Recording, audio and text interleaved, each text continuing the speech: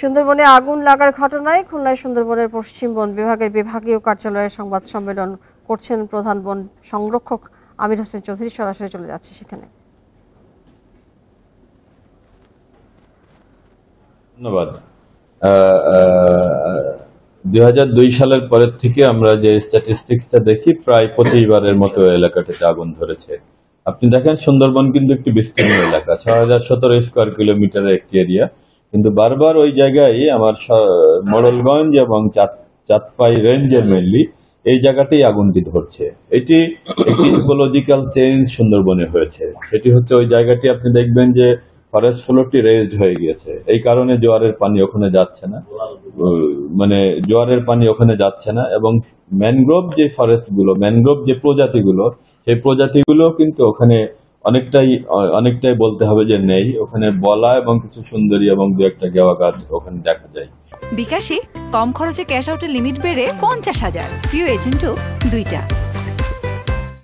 সুতরাং ইকোলজিক্যালি যে চেঞ্জটি হয়েছে ওই জায়গায়, এই কারণে ওখানে ফরেস্ট ফ্লোরে একটা হিউম্যাস তৈরি হচ্ছে, এবং সেটি অ্যাক্সিডেন্টাল ফায়ার হোক বা ইন্টেনশনাল ফায়ার হোক, কোনো কারণেই হয়তো দেখা যাচ্ছে বোয়ালরা অথবা আপনি যেটা বললেন মৎস্য যারা মাছ ধরে তাদের জেলে, তাদের কারণেই হোক বা যেভাবেই হোক, যখনই আগুনটা ওখানে পড়ছে, ওই ইকোলজিক্যাল চেঞ্জের কারণে এই ফরেস্ট ফ্লোরের হিউমাস জমে যাওয়ার কারণে এবং প্রচুর পরিমাণে পাতা পড়ে যাওয়ার কারণে, এবং যেহেতু ওখানে পানি উঠছে না, এই কারণে আগুনটি ওখানে স্প্রেড হচ্ছে। কিন্তু অন্যান্য সারা সুন্দরবনের অন্যান্য জায়গায় আপনি দেখেন জেলেরা আছে, অন্যান্য জায়গায় আমার মোয়ালরা আছে, কিন্তু সেখানেও কিন্তু তারা একইভাবে মাছ ধরছে এবং একইভাবে মধু সংগ্রহ করছে। কিন্তু ওখানে কিন্তু আগুনটা, যেহেতু ফরেস্ট ফ্লোরে সবসময় পানি ওঠে, ওখানে কোনো কারণে যদি আগুন পড়েও কিন্তু সেটা আগুন ধরছে না এবং সেটা কিন্তু স্প্রেড হচ্ছে না। শুধু ওই জায়গাটাই এটা হচ্ছে।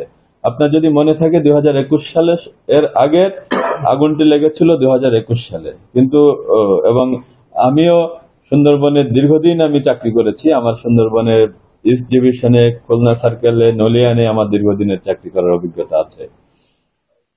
2021 সালে এবং আমিও যখন সুন্দরবনে কাজ করেছি, তখন আমাদের একটা সুপারিশ ছিল যে স্থানীয়ভাবে ফরেস্ট ওখানে যারা কাজ করে, রেঞ্জ এবং স্টেশন এবং ক্যাম্পে, তাদের সক্ষমতাটা কিভাবে বাড়ানো যায়।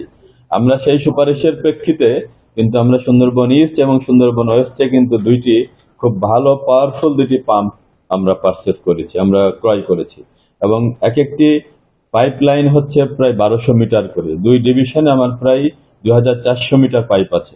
সুন্দরবন ইস্টে 1200 মিটার পাইপ আছে এবং ওয়েস্ট থেকে আমরা আরো 1200 মিটার পাইপ আমরা ওই জায়গায় নিয়ে গিয়েছি। 1200 মিটার দিয়ে আজকে কাজ হয়েছে, এবং আমরা, আপনারা জেনে খুশি হবেন যে আজকে সারাদিনের যে পানি সরবরাহটা হয়েছে পাম্পের মাধ্যমে, সেটা আমাদের যে পাম্পটা ছিল সেই পাম্পের মাধ্যমে হয়েছে, এবং এই পাম্পের ক্যাপাসিটি অনেক বেশি। সুতরাং এই ট্রেনিং দেওয়া হয়েছে এই ইস্ট এবং ওয়েস্টে প্রায় 40 জনকে আমরা এই পাম্প অপারেশনের জন্য এবং ফায়ার ফাইটিং এর জন্য আমরা ট্রেনিং দিয়েছি, এবং সেখানে ফায়ার সার্ভিস আমাদেরকে হেল্প করেছে। সুতরাং যতগুলো সুপারিশ হয়েছে তার মধ্যে একটা সুপারিশ ছিল এটি।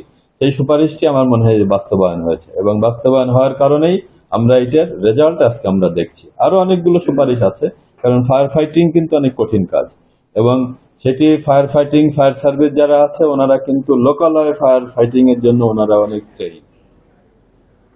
আমরা শুনছিলাম প্রধান বন সংরক্ষক আমির হোসেন চৌধুরী সুন্দরবনের আগুন নিয়ে তিনি ব্রিফিং করছেন, এখনো করছেন। আপনারা জানেন যে একদিন পেরিয়ে গেলেও পূর্ব সুন্দরবনের চাঁদপাই রেঞ্জের আমরবুনিয়া এলাকার আগুন এখন পর্যন্ত নিয়ন্ত্রণে আসেনি। আমরা সেটা আপডেটও শুনছিলাম। তবে আগুন যাতে ছড়িয়ে না পড়ে সেজন্য নানা ব্যবস্থা নিয়েছে বন বিভাগ। আমরা এ নিয়ে আলোচনা করতে রাজধানীর মিরপুর থেকে আমাদের সঙ্গে যোগ দিয়েছেন জাহাঙ্গীরনগর বিশ্ববিদ্যালয়ের প্রাণিবিজ্ঞান বিভাগের চেয়ারম্যান ডক্টর মনিরুল এইচ খান। জনাব মনিরুল এইচ খান, আপনাকে স্বাগত জানাচ্ছি আমাদের এই সংবাদে। যেটি জানতে চাই যে আগুনের যেটি ধরন দেখছেন সেটা দেখে কি মনে হচ্ছে, এটা কি দুর্ঘটনা না নাশকতা? আমরা ব্রিফিংয়ে শুনছিলাম যে এখানে প্রায় 25 বারের মতো আগুন লেগেছে দীর্ঘ সময় মিলে। ধন্যবাদ। সুন্দরবনের উত্তর পূর্ব দিকের যে সীমান্ত এলাকা, এই জায়গাটি আপনারা যেমনটি শুনছিলেন, এই জায়গাটি সুন্দরবনের অন্যান্য এলাকার তুলনায় কিছুটা উঁচু, যার ফলে অন্যান্য জায়গায় যেরকম জোয়ারের পানির ফলে সুন্দরবনের নিচের দিকে যে জমে থাকা পাতা, পড়ে থাকা পাতা থাকে, সেগুলো ভিজে যায়। এই দিকটাতে তা ভেজে না, এগুলো অনেকটা শুষ্ক থাকে। এবং যেহেতু এই জায়গাটি গ্রামের থেকে অনেকটা কাছাকাছি, গ্রামের দিককার যে জেলে বাওয়ালি মোয়াল এরাও কিন্তু প্রতিনিয়ত এই দিকটাতে ঢোকে, এবং সেটি দুর্ঘটনাক্রমে হোক বা পরিকল্পিতভাবে হোক, যেভাবেই হোক, এটি তো আসলে এই মুহূর্তে বলা মুশকিল যে কিভাবে শুরুটা হয়েছে। কিন্তু আমরা মাঝে মধ্যে এই দিকটাতেই কিন্তু আগুনের ঘটনার কথা শুনি, যেটি সুন্দরবনের অন্যান্য দিকে খুব রেয়ারলি হয়, কিন্তু এই দিকটাতে আগুনের ঘটনাটি একটু বেশি হয়। তো একবার যদি বনে আগুনটা ছড়িয়ে যায় তাহলে কিন্তু সেটি নিয়ন্ত্রণ করা খুব কঠিন হয়ে যায়, এবং যে অবস্থাটি এখন বন বিভাগ মুখোমুখি হচ্ছে বা দমকল বাহিনী তারাও চেষ্টা করছে। জি, যারা একবার মনিরুল ছড়িয়ে ইসলাম, যেটা জানতে চেয়েছিলাম, আপনি আগুনের ধরন দেখে আপনার কি মনে হয়েছে? এটি কি আসলে স্বাভাবিক না নাশকতা বলে মনে হয়? আহ এটি আসলে মানে অন্যান্য জায়গায় আগুনের যেরকম ঘটনা হয় সেরকম হওয়াটাই আমার মনে হয় স্বাভাবিক, মানে অর্থাৎ আমি নাশকতা ঠিক বলবো না। এই মৌসুমে যেহেতু অনেকেই মধুর চাক ভাঙার জন্য আগুনের ব্যবহার করে, বা কাওয়ালি মওয়াল তারাও অনেক সময় রান্না করার জন্য আগুনের ব্যবহার করে, আমার মনে হয় যে এটি দুর্ঘটনাক্রমে হওয়ার সম্ভাবনা কি বেশি। জি, মনিরুল ইসলাম, যেটি জানতে চাই যে এই আগুন এই একদিনেও নেভাতে পারছে না ফায়ার সার্ভিস, এবং সাথে বন বিভাগ তো রয়েছেই, এটি কি আমাদের সক্ষমতার অভাব? আমাদের যে দমকল বাহিনী আছে যাদের মূল দায়িত্ব আগুন নেভানো, তারা কিন্তু আসলে বনের আগুন নেভানোর জন্য সেভাবে প্রস্তুত নয়। আর বন বিভাগেরও যে জনবল বা যে ধরনের তাদের লজিস্টিক আছে, একটি বনে যদি আগুন ছড়িয়ে পড়ে এটি কিন্তু খুব দুরূহ কাজ হয়ে পড়ে যে কারো পক্ষেই সেটি নিয়ন্ত্রণ করা।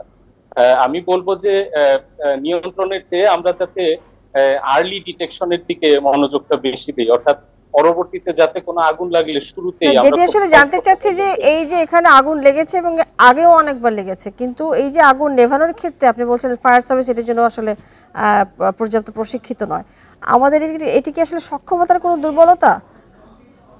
হ্যাঁ, নিঃসন্দেহে এই জাতীয় ক্ষেত্রে সক্ষমতার দুর্বলতা বলবো।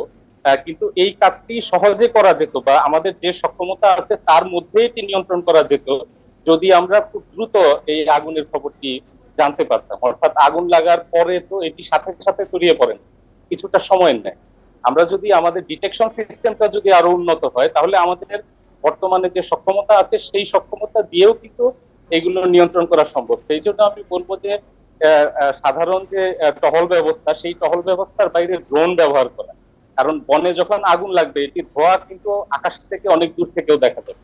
আমরা যদি সাধারণ টহলের সাথে ড্রোন ব্যবহার করি তাহলে আর্লি ডিটেকশনটা সম্ভব হবে, অর্থাৎ আগুনটা ছড়ানোর আগেই যদি আমরা জানতে পারি তাহলে কিন্তু বর্তমানের যে সক্ষমতা আছে সেটি দিয়েও এটি নিয়ন্ত্রণ করা সম্ভব। কিন্তু একবার ছড়িয়ে পড়লে বনের আগুন, আপনারা হয়তো টিভিতে দেখেছেন উত্তর আমেরিকাতে বা অন্যান্য দেশে, একবার ছড়িয়ে পড়লে কিন্তু এটি খুব দুরূহ কাজ। এই পরিস্থিতিতে আসলে আমাদের জন্য এটা আসলে চিন্তার বিষয় কিনা, ঝুঁকির বিষয়, আমাদের কতটুকু সচেতন হওয়া উচিত, এবং এই যে আগুনে পশু পাখি গাছপালা কতটা ক্ষতিগ্রস্ত হতে পারে বলে আপনি মনে করেন, অর্থাৎ ভবিষ্যতে কি ধরনের ব্যবস্থা নেওয়া উচিত?